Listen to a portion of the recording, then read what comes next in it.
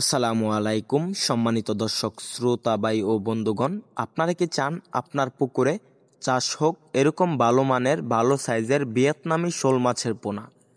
তো চাষি ভাইরা, ভিয়েতনামি শোল মাছ কেন চাষ করবেন? ভিয়েতনামি শোল মাছ কি মিশ্রভাবে চাষ করা যায়? জি, ভিয়েতনামি শোল মাছ থাই জাতের পাঙ্গাস মাছের পোনার সাথে মিশ্রভাবে চাষ করা যায়।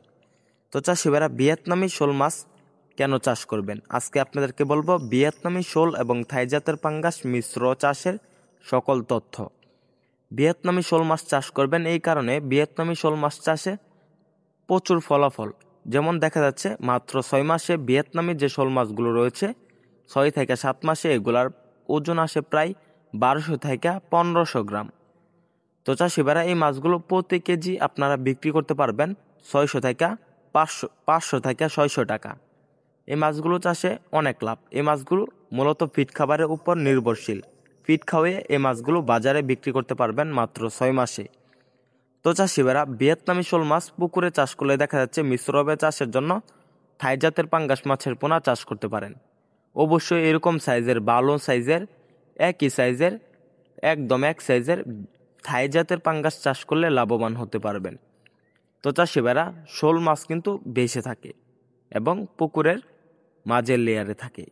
তো চাষিবারা, ভিয়েতনামি শোল মাছ এবং থাই জাতের পাঙ্গাস মিশ্রভাবে চাষে সবচাইতে ভালো ফলাফল। কেননা থাই জাতের পাঙ্গাস এক জায়গায় জড়ো হয়ে থাকে বা এক জায়গায় জড়ো হয়ে খাবার খায়। ভিয়েতনামি যে শোল মাছগুলো রয়েছে এগুলা বেছে বেছে খাবার খায়। তো চাষিবারা একই খাবার খায়। থাই জাতের পাঙ্গাসও ফিট খাবার খায়, ভিয়েতনামি শোলও ফিট খাবার খায়। তাই এই মাছ চাষে সবচাইতে সুবিধা এবং লাভজনক একটি কৌশল।